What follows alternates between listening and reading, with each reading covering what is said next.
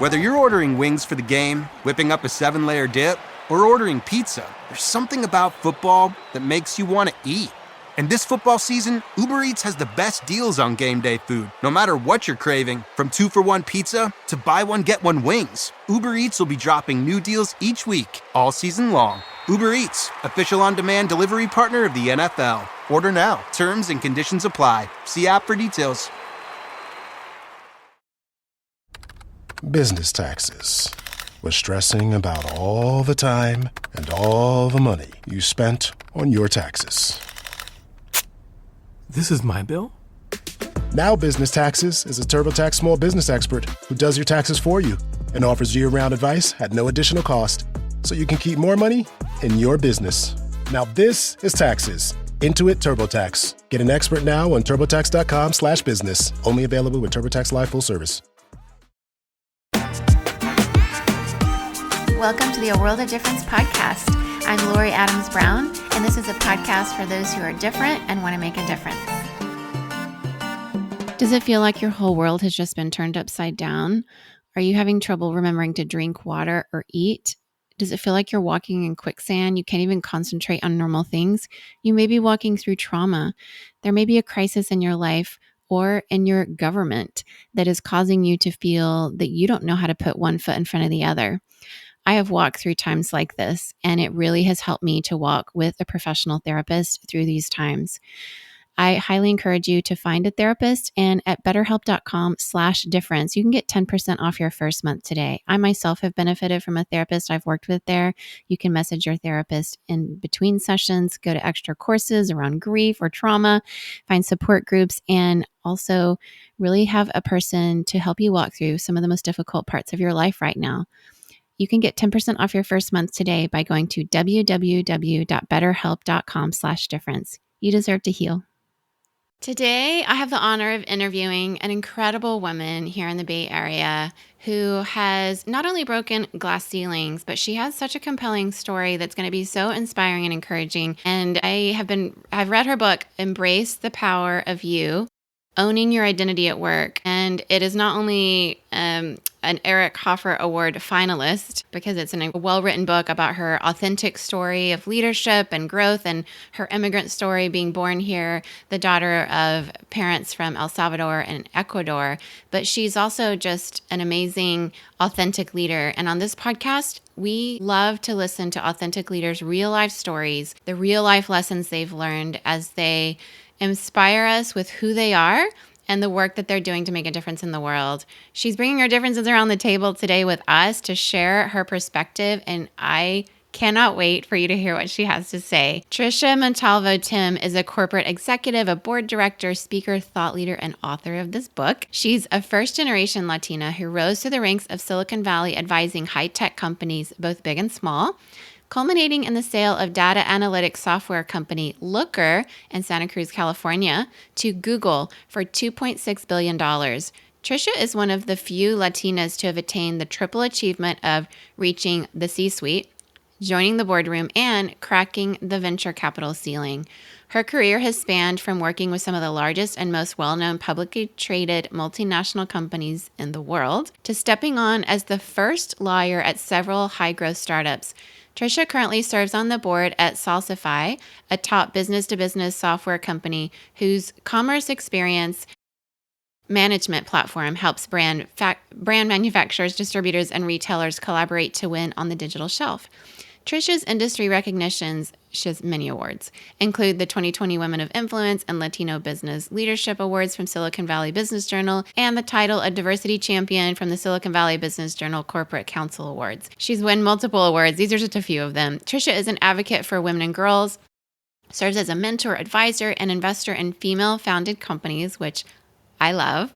And with her new book, Embrace the Power of You, Owning Your Identity at Work, she hopes to inspire more people to embrace their true selves, own their heritage, and achieve more. Very warm welcome to the show today. Bienvenidos to Tricia Montalvo Timm.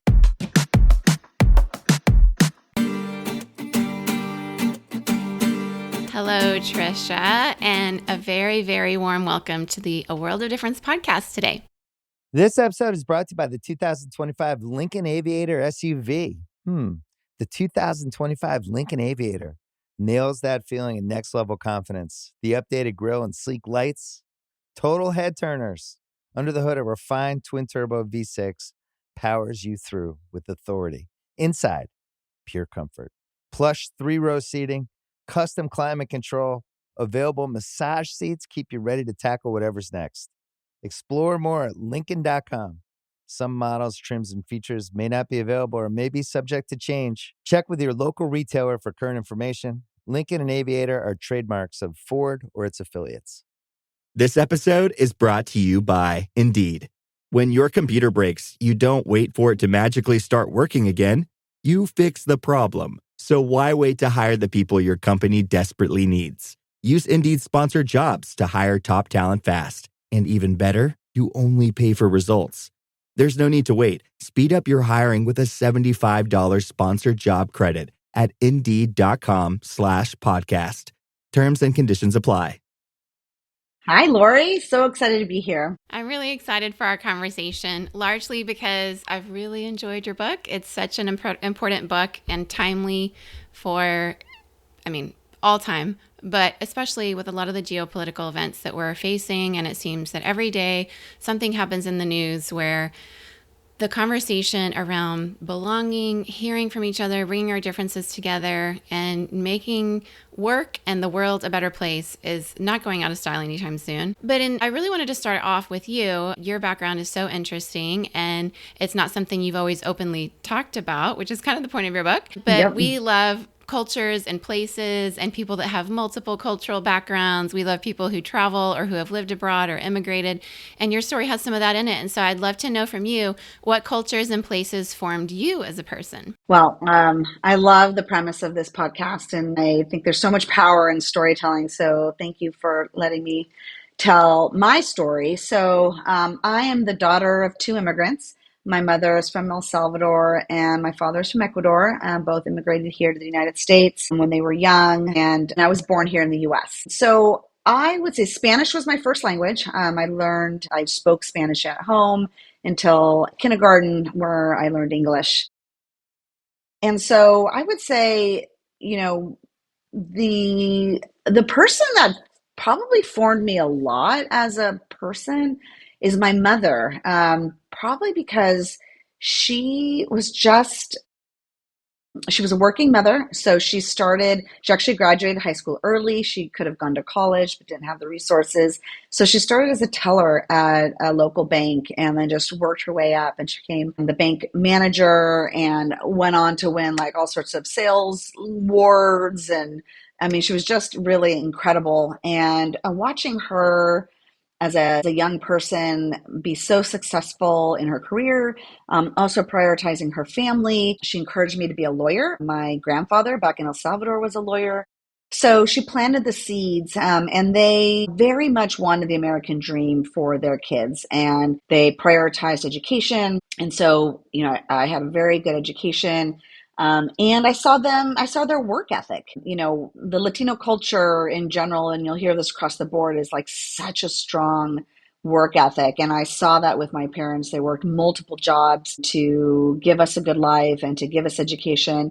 And that work ethic has definitely shown up in my life as I navigated my career. So I think I owe a lot to them. I think the combination of work ethic and culture, and family really resonates to how I live today. Well, it's so beautiful to hear. And I read that throughout your book. I felt that, your connections, the way, your mom, like mother, like daughter, I will say, because award-winning runs in the family, right? I think that, but there's so many parts of your book that just really stood out to me. And I related to as somebody who was raised in Central and South America, but you talk about, there's a Colombian woman who's, I think, an engineer, and she comes to the States, has to start all over again. That reminds me of my sister-in-law, who's Venezuelan, so intelligent, an engineer as well, and had to learn English when she came here, married to my brother. And even though she's married to my brother, who's white and lives in New Mexico, where Spanish is largely spoken, the amount of racism, this is years ago, that was going on. And now she has an MBA, and there's so much that has just been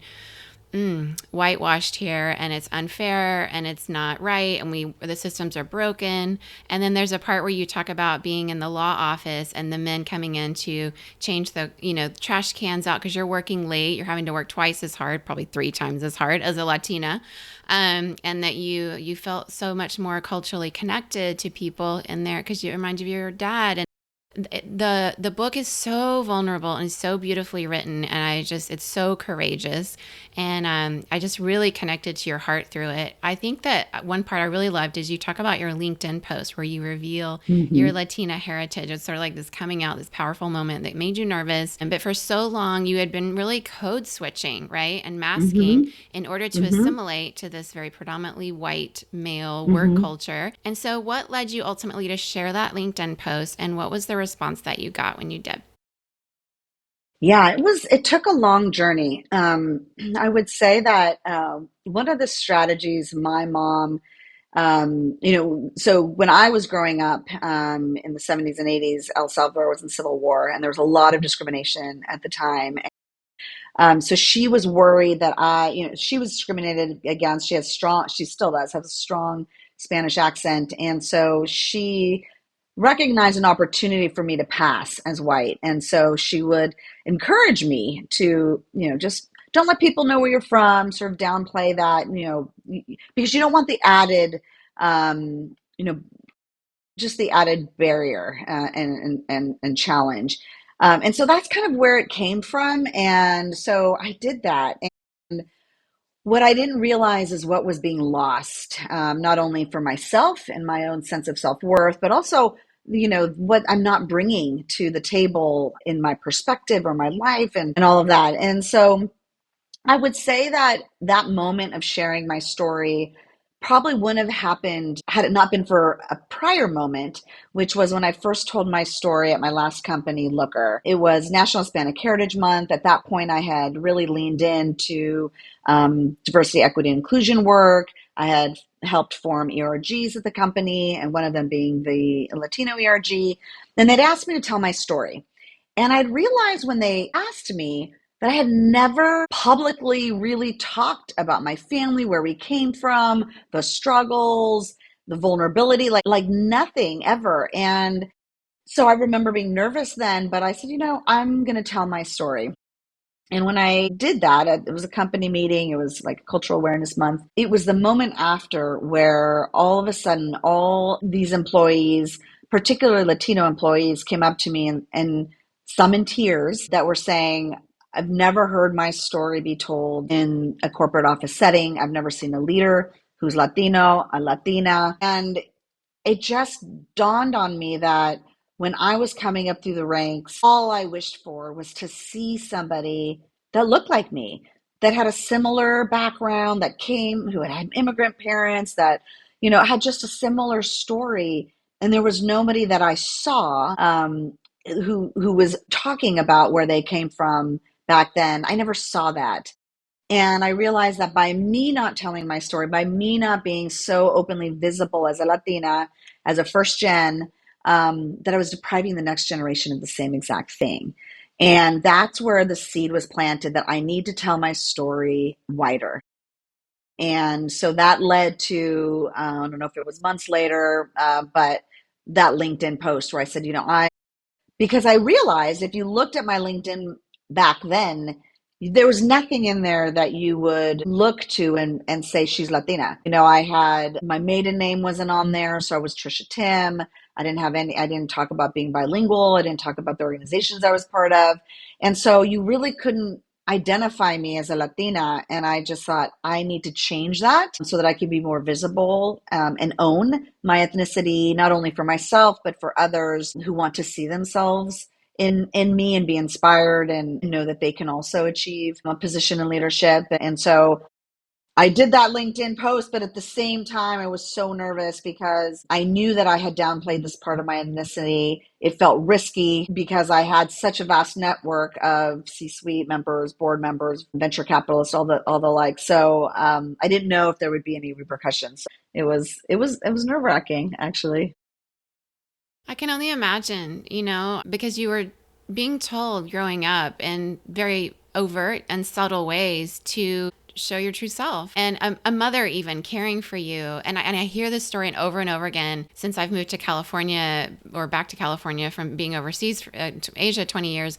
I've talked to a lot of people who were raised with families where they didn't even learn Spanish because they really didn't want them to know. Like the grandmothers were like, please don't teach them Spanish because it's an easier way for them to assimilate. But it just breaks my heart because for those of us who know Spanish, what a loss. Like it's such a beautiful language. It's a beautiful way of looking at the world, the music and the cultures and all of it. And so it's, I can imagine as I read that part in your book, I could imagine how nerve-wracking it would be, even though I haven't had that exact experience. And also I could imagine the people who came up to you and were so connected, because that's the power of story, right? Your story might be different in the details, but the immigrant story, or the story of being told to not bring your full self, especially in the Latina community, is so powerful to connect you. And I could imagine why on LinkedIn so many people reached out and said it was like a Me Too moment, right? For people. It was, yeah.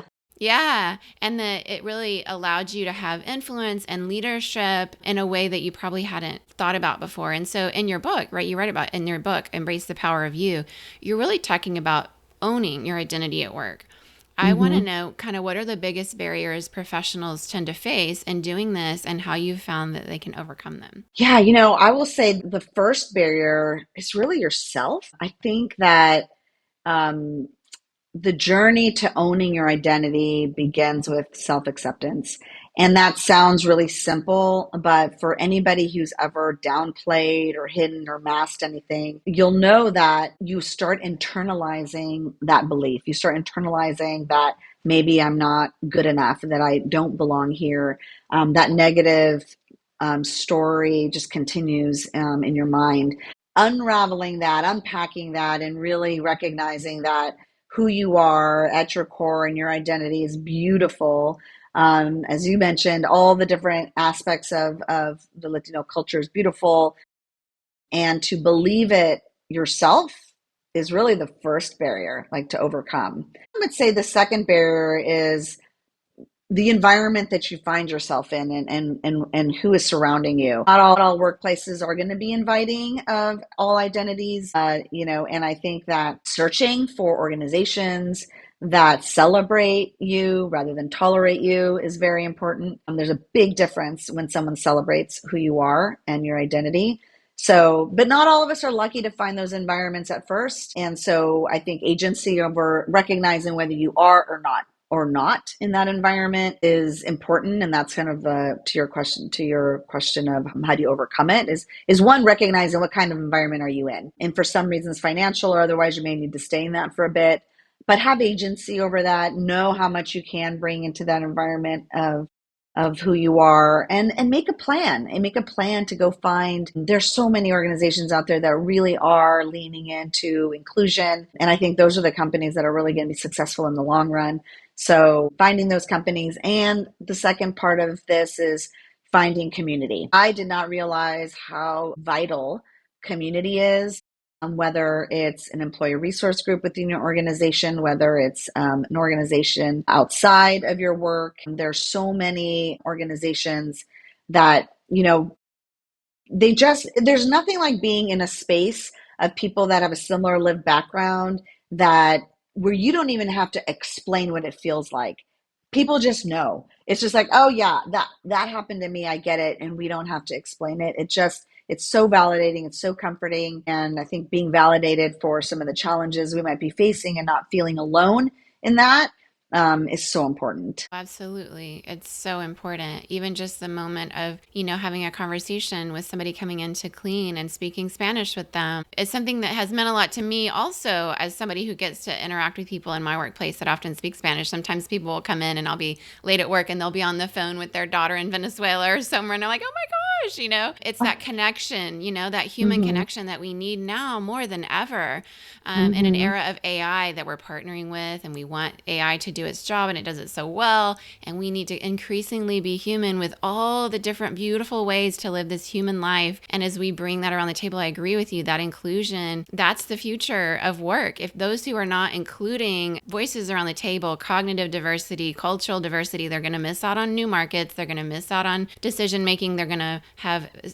areas that they are completely overlooking because people who bring in another culture and another language, they really have a whole other perspective on things. And so I think that's the beauty. That's the additional beauty of it. Like, we can do well at business and we can do well for human at the same time when we're inclusive, even though there's a lot of narratives going on geopolitically to kind of make us think otherwise. But you're a first generation Latina kind of leader in your family in this immigration situation. Obviously, like, for example, my sister-in-law, she's an engineer in Venezuela, and she was shocked when she came here and there's so few female engineers, especially Latinas in STEM, because in Venezuela there's a lot, right? Yeah. But here there's not. And so it's like, wait, what? That's a problem? My goodness. But you're a first generation Latina leader in this situation in the US here in your family. And what's your perspective on the geopolitical tensions that we kind of mentioned just now? We have immigrants that are in the news for all kinds of political narratives. There's descendants of immigrants that are facing birthright citizenship that's up for on the chopping block.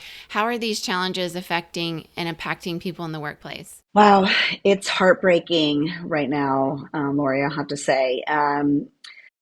It's just really tough being Latino right now. I was speaking with a good friend of mine who I went to law school and is now a partner at a large business immigration law firm. And she was just telling me about all the, what's happening right now with the ICE raids, the stops at the borders.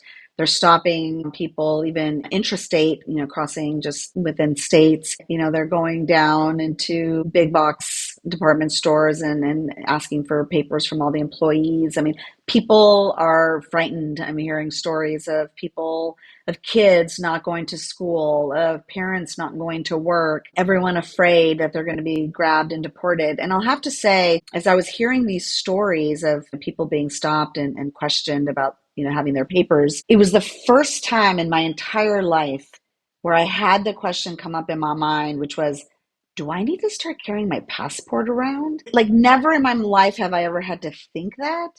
And that just really made me just sad that this is happening across the country right now. The rhetoric is so damaging. So in addition to all of that, like in the workplace, we've already had the challenges. Even just being a woman already is tough in trying to overcome gender bias, trying to prove that you belong at the table. And then you add a layer on that of being Latino, and it's just a double whammy. You're constantly trying to prove with credentials, when I go to some conferences, I go to the LCDA, the Latino Corporate Director Association, for example, and I talk to other Latinos. They're like, yeah, I've got my MBA, my PhD. Like we all have a number of different degrees because there's this need to prove that we are educated, we know what we're talking about. And that's the invisible tax that people don't recognize that we carry because others don't have to carry it. And so, or people, anyone of color has to carry it, but that's an additional tax. And for me, people are always surprised to learn that I'm a general counsel, I'm an investor, I'm a board director. It's always the really, like the surprise, and because I don't fit the mold of what you see in the media, of what the rhetoric you hear. And so it's hard in multiple different. It's so hard. It's just, I'm with you. I know so many stories. Like just the amount of stories that started rolling out from the moment the inauguration happened. It was just, we were just holding our breath because knowing what was about to happen, but not knowing how it was going to happen, and the shock and awe was going to come, but we weren't sure how. And now it is here. And for my family, they live on the border. My mom, Frida Adams, she was the director of border health for a long time with the governor of New Mexico. She worked alongside, and that was during the Obama administration. And then the first Trump presidency, he defunded border health to build the wall. So, all these things happened. And then, so in the last 4 years under Biden, she's been able to do a lot of work again, and was working in a FEMA-funded asylum seeker kind of shelter, receiving Venezuelans, which is great because she used to work there and started a clinic there. So many of the people she was helping, they had been treated there for free, and then came across the Darien Gap. 90% of them are sexually assaulted men and women. It's a horrible journey, but people are so desperate to make it, and they're seeking asylum for a regime that has destroyed their lives and economy, and that's how desperate they are. And so she receives them, and it's been great. But then we knew January 31st, it would be over, right? So, and then I have a family member who's been working in food stamps and is bilingual and training and helping people who are trying to, build their lives back after maybe losing a job. And all of a sudden that's, been on the chopping block. Potentially there was a day. There's so many people living in fear. My husband works out at Orange Theory, and there's a woman there we were speaking with the other night. She's Venezuelan, lived here for years. She's a citizen of the U.S. now, and she's also carrying her passport now. And they're worried about kids in school. They thought, should we have a meeting with the parents? But they're worried if they have a meeting with the parents to inform them on what their rights are, that people with nefarious means might show up and take advantage in that moment. And I have kids in schools here in Silicon Valley that their classmates are afraid to show up to school. And it's just so many people living in fear and anxiety for no reason at all levels, whether they're, like you, the general counsel of a corporation and sitting on boards, or it's when people, cleaning offices. The amount of fear is so inhumane. And so it can feel like such a dark time, which I showed you earlier is why I keep a light lit, a little candle, because I want to be reminded that even a small amount of light in the darkness can shine a path forward. And that if we bring our candles together, even more illumination can happen. And I think that when people look at your life, you've broken some glass ceilings. You've broken barriers in Silicon Valley. You've reached the C-suite, the boardroom, you're in venture capital. As you've walked this journey of being one of the first and often the only in the room, what are some key lessons you've learned about leadership along the way? What I've learned is the importance of authentic leadership. There were many jobs along the way. Actually, most of them where I didn't have authentic leadership at the top, and there was toxicity. And I saw how really terrible that can be, not only on an organization, but on its bottom line. And I think one of your earlier questions on like what forms you, I would say that having worked in organizations that are toxic actually formed me, because I now know what I don't want to build and the kind of environment that doesn't work. And so I would say that finding leaders that are authentic leaders is where you'll see the best organizations. And those are leaders with characteristics such as a self-awareness around, about themselves, about their strengths, their weaknesses, their motivations. I mean, having sort of a deep self-awareness about who you are as a leader is one characteristic. Another is just being grounded in integrity and ethics and understanding your values. There's a great program that I went through called True North, and it's taught by Bill George. He's a Harvard business professor, and he has a book actually called True North. And he talks about what is your true north, what are your values, and where are you grounded, and really understanding what those values and ethics are and understanding them will drive all of your business decisions. So that's super important. And the next is being a leader that is motivated by serving rather than being motivated by power and wealth. And I think that if you're motivated by serving, power and wealth will come, like you will be successful. But if you're solely motivated by power and wealth, don't think that creates the rewards that you're looking for. And lastly, I will say relationship building, the importance of building trust and creating an environment where people trust each other, people trust their leaders. And once you build that trust, is how then you can create an inclusive environment, because people feel safe. Creating that psychological safety allows people to bring their whole selves to the environment. So creating an environment of trust is critical. I feel like we just are in each other's same wavelength right now, because I feel like these are kind of the things I talk about so much. And I think it's because it's true. Those of us who've worked in business long enough, we know people, we know cultures, and you can see over time what works. When you get to a certain point in your career and you've been a leader, you sort of know, even from learning from toxic environments. I mean, absolutely true. That is absolutely no, I don't want to be. And I think that when I came across Google's Project Aristotle research, where they were trying to figure out what's the key to successful teams, I discovered it was psychological safety. So I train globally in our company on cultivating psychological safety, and also, self-awareness is one of the 4 key aspects of leadership. And of course, we have called fundamental 4. And it's so interesting how few people, self-awareness is hard. It's hard work. I mean, and living by your values when in a world that wants to just take you and make you what they want you to be. I mean, I keep my values here. I did a values exercise years ago with a coach. And so I keep these values on my desk. And right before our interview, I have these little cards. I love that. Is it great? That's great. Yeah, so it's a reminder to me because even I can forget, even as values driven as I am as a businesswoman and a person and a person who's on boards and all that. Right before this interview, I just like pulled them out because like I want to make sure I'm living those out. And I have on this side, you can't see it, but I have 5 little cards with another coach I worked with years ago where she was an Enneagram coach. So when I learned what my Enneagram was, I have these words that describe me because the world tries to shapeshift you into somebody that you're not. And so our job as leaders is to know ourselves, to show up as ourselves, as hard as that is, and bring our difference, right? And allow other people in that authenticity of leadership to bring themselves too. And I think that's the beauty of it all, is that when we are authentic, then it gives people permission to be authentic. And it's actually good for business too. It really, really is. I love these lessons that you've learned. And you, as a mentor and an investor in female-founded companies, which I also love and invest in. Yeah. What advice do you have for women, especially women of color, who want to advance in leadership with all these obstacles? Well, for women, so they'll take maybe 2 different things. I think for women that are entrepreneurs, that are starting companies, couple of things. One is really prepare for, it's a long journey. It takes years to get a company off the ground. So make sure you have a long runway of cash and support to get you through that. Because as you know, as the data shows, women are the least funded, women of color even less funded. So you might not get seed money right away. So you need to be able to get to a position where you can have revenue coming in and product market fit. Just, prepare for that so that you have enough time to get to that level. Second is like network. And this I would say for both entrepreneurs and if you're in the workplace, building your network is the number one thing. And I never really, these are the sorts of things that, my immigrant parents,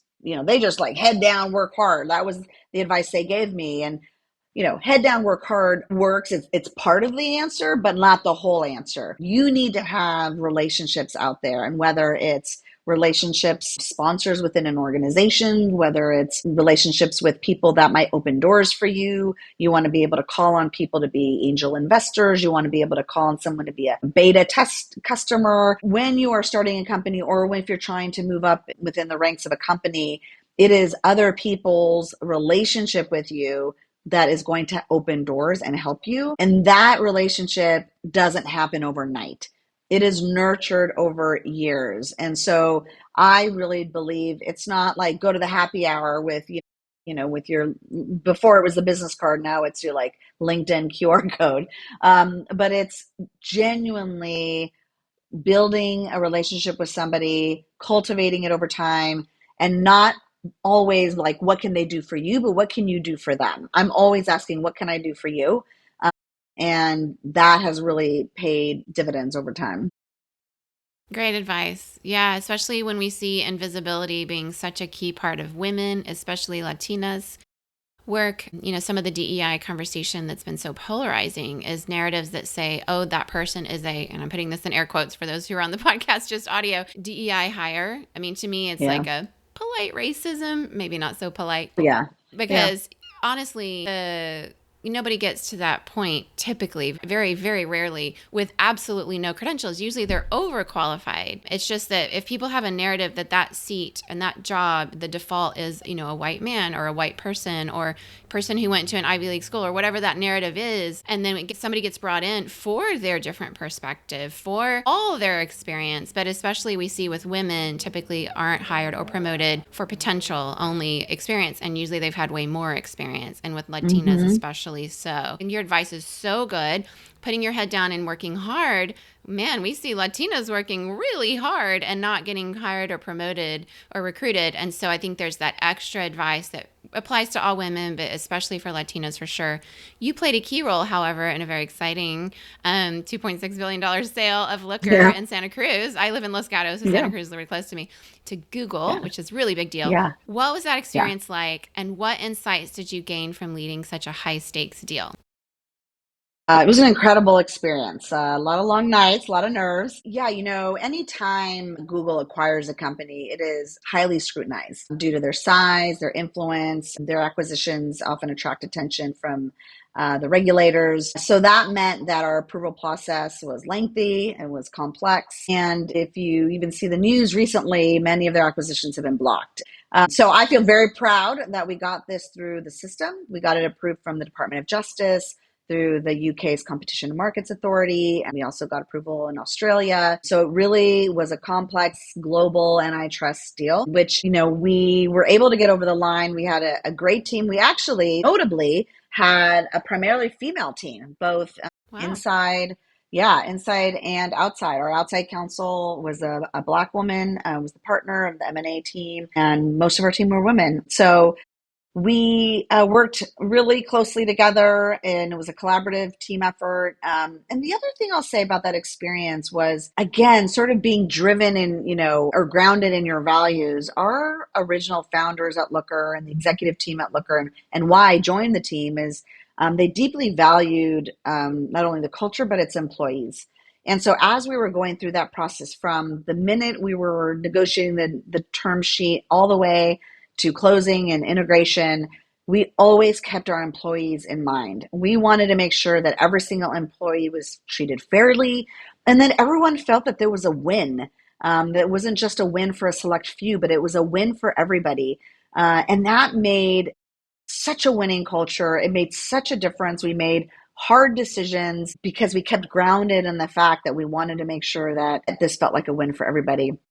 And so, that's talking about finding real, true, authentic leadership in action, really leading with integrity and commitment to serving the employees. So amazing. And what an opportunity. It's really great to hear that you had so many women on the team, and yeah, just, it's such a remarkable effort that you guys all were a part of together. And I think that I'm thinking about people listening right now that maybe have aspirations to do some of the things that you've done. So maybe talk to that listener who's somewhere. Maybe she's an immigrant here in California from a Latina family. Maybe she's in another country and speaks enough English to understand and is really hoping to build her career in such a way as to be a people first leader, but also wants to build wealth and wants to be successful. What is some advice that you could leave her with as she's listening to give her some inspiration or some steps ahead? First of all, believe in yourself.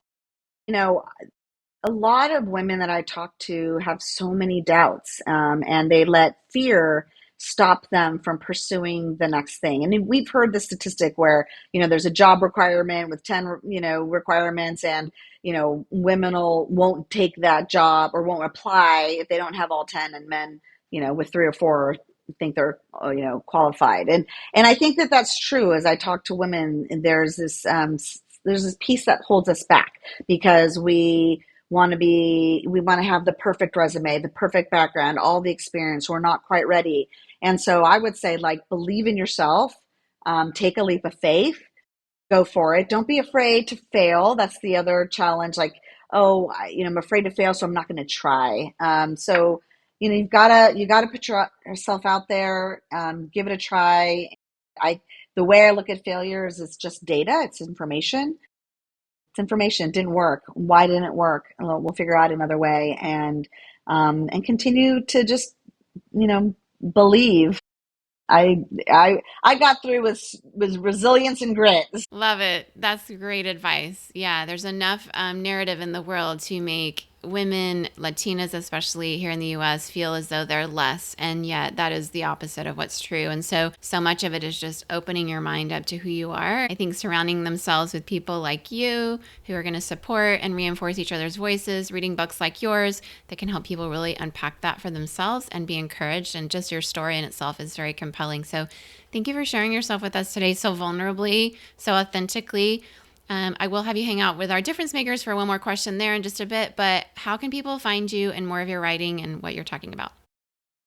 Yes, so you can find me at triciatimm.com. My book, Embrace the Power of You, Owning Your Identity at Work, you can find on Amazon and Barnes & Noble and probably anywhere books are found. And check me out on LinkedIn or Instagram. Thank you so much for this conversation. It's just been a real honor to have you on the show today, and I just wish you all the best.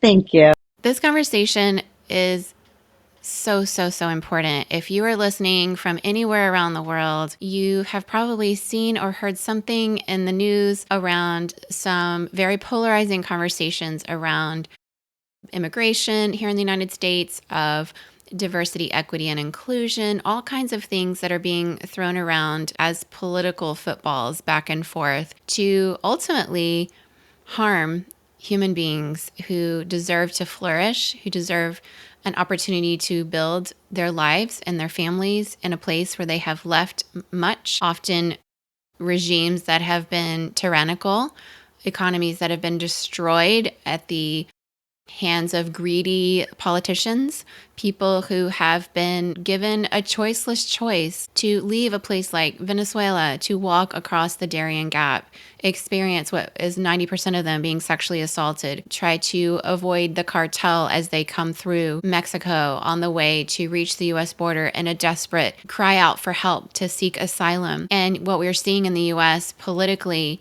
is that not only people who have come here absolutely with a legal process, even though our process is very difficult and the path to citizenship especially is quite difficult, but people who have been here absolutely through the proper channels are now also experiencing fear of the mass deportation effort that is going on with ICE raids that really remind us of terrible things that happened in places like Germany and Poland, all over Europe and different places around the world who have experienced anything similar. That when a narrative exists that there is a hierarchy in society, and when societal institutions and the history built on a lot of racism and even enslaved peoples and even unpaid labor and practices that don't work for human flourishing but only benefit those at the very top of an oppressive and really evil system. We're seeing the fruits of some of that thinking, where it has become not just, a oligarchy, but definitely people with nefarious intent who are seeking to harm those who pick fruit for us here in California, who clean offices, who are engineers, who are educators, who are parts of the community that we know and love and coach our kids' soccer teams, who are general counsels of companies that have done billions of dollars of business, people who are working in nonprofits and tech and all kinds of industries that are experiencing incredible fear, and their children experiencing incredible fear about even going to school, women having to carry their passports when they were born and raised here, birthright citizenship being up for grabs and on the chopping block. There is, by the time this podcast episode releases, I honestly don't even know how much of a version of shock and awe will have been going between now and then. But what I do know is that the timeless truths of human kindness, of generosity, of being a caring leader and person in your community, of shining the light that you have inside of you as much as you can for however and wherever you can in a time of so much darkness and fear and anxiety that is absolutely unnecessary and horrifying, that is part of our path forward. There is a divide and conquer strategy in play that, when you look at history and you understand how this works, is a very, I would say, tale as old as time. But what's also timeless is authenticity as leaders, authenticity as human beings, to bravely be vulnerable with each other, to bravely support one another, and to reject together the narratives that would pit us against one another.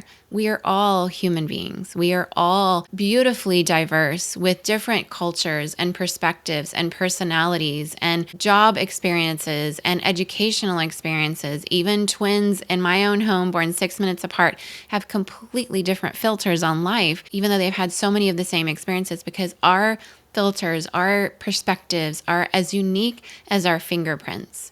And I think that what we need to lean into now more than ever, and is part of the call that Tricia was bringing to us today. Tricia Montalvo, who when she got married became Tricia Montalvo Timm.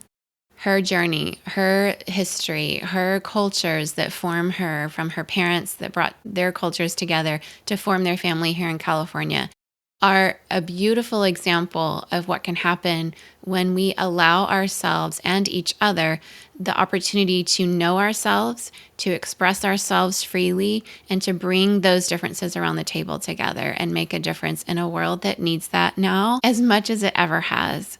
So if you have not yet encountered or Googled Tricia before, I hope that you look her up on LinkedIn. We will link all her information in the show notes. And please pick up her book, Embrace the Power of You. It's about owning your identity at work. It's about her own personal experience of speaking out for the first time in front of her company about her own experience as a daughter of immigrants born and raised here in California and going to schools that were predominantly white. She talks about in the book, being near Hollywood. She had headshots made one time to audition as an actress and ended up having her agent tell her that she probably need to change her last name from Montalvo, which of course made her father upset because that's the family name. Why would we have to change that? But that's the very reason that DEI is in place, is because we do have bias. As different as our perspectives are, as unique as our fingerprint, the cultural narratives and the family of origin that we've had and the teachers we've had and the environments we were in, if they weren't diverse especially, have given us a narrative that life should be lived in this particular way. And yet we all bring different values to the table. As I mentioned, I keep my own values literally here on my table, my desk here, as I record this podcast episode and as I do my work. And I think that as we learn to appreciate each other's differences, then we're going to see not only business do better, we're going to see our government perform better, our culture, our way of life is going to be enriched.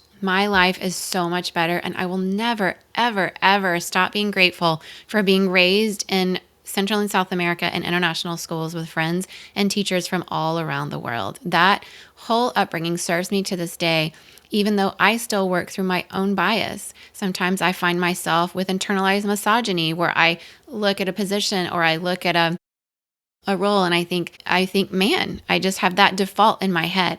But we don't serve ourselves or our industries we work in or the difference we're trying to make in the world if we only see every open seat as belonging to a man or a white man or any particular kind of person. Because the reality is, just as we heard at the World Economic Forum in Davos, Switzerland recently, where DEI was a big conversation and many corporate executives and CEOs of companies were, quoted as having their opinions on DEI, diversity, equity, and inclusion. And the CEO of Cisco was quoted as saying how diversity is good for business and he would love to have diversity around the table making decisions because he's seen the proof of it. And that's something I and many of us talk about all the time because we've seen the proof of it. So it's bad for business, actually, to not be inclusive. And the opposite is true. It's good for business when you include a cognitive diversity around the table.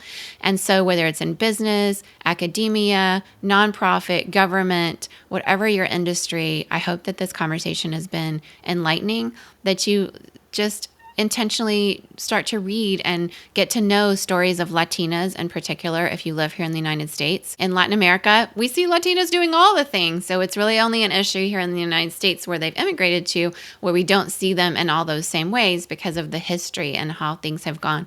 And so that's the work we must do to overcome that if that is something that you struggle with, which is a bias against that. And of course, like most people, you probably don't even realize that you have the bias and think that you don't. Like when I do trainings on listening to understand in my global workplace, one of the most common things people say is, I thought I was a good listener before we started this 3-hour leadership summit training, because most of us think we're good listeners until we realize, oh, there's facts, feelings, and values we're supposed to be listening for. Wait, we're supposed to suspend judgment when we listen. We're supposed to ask clarifying questions. We're supposed to use all these skills. Most of us realize, oh, actually, I'm not as great as I think I am. And that's typically how bias works. We think things are much better than they are. We think we're more inclusive than we are. We think we listen more than we do. We think we're being more fair than we are. And so I think that being self-aware involves taking a hard look at ourselves and working on ourselves so that we can be a part of the difference and bringing change for good for our industries and for the world and as a whole. I know it's a hard time for a lot of you. I know some of you are scared, full of anxiety, not sure whether to send your kids to school, not sure whether to show up at work, not sure whether you should carry your passport everywhere, whether you were born here or not. And I just want you to know that you matter. Your voice matters. Your life is precious. You are so, so, so loved. And whatever your decisions are that you're having to make today that are extremely hard because life is so unfair and there are so many systems that are broken, I want you to know that your difference is beautiful. Who you are is remarkable. You have so much to offer to yourself and to those right in front of you. And whatever hard choice you're having to make today, I just want you to know that you are loved and you matter and your voice matters. So please keep making a difference for yourself and for others wherever you are. Before we go, I just want to take a moment to thank you. Yes, you. The fact that you're here tuning in, leaning into these conversations, and doing the hard and beautiful work of making a difference in this world, it means everything to me. In this episode, if it spoke to you, if it brought you healing, hope, or even just a new perspective, I'd love for you to help us spread the word. Subscribe to the podcast, leave us a review, and share this episode with someone you think might need to hear it. Your support helps this community grow and also helps us to keep having these important conversations. You are such a vital part of this journey. And every time you listen, every time you share, you remind me of why we do this, because you are out there making a difference in your own beautiful, messy, and imperfect way. And that matters more than you know. So thank you for being here. Thank you for showing up. And thank you for making the world a little brighter, a little kinder, and a little more whole. Until next time, take care of yourself and keep making a difference. You are loved.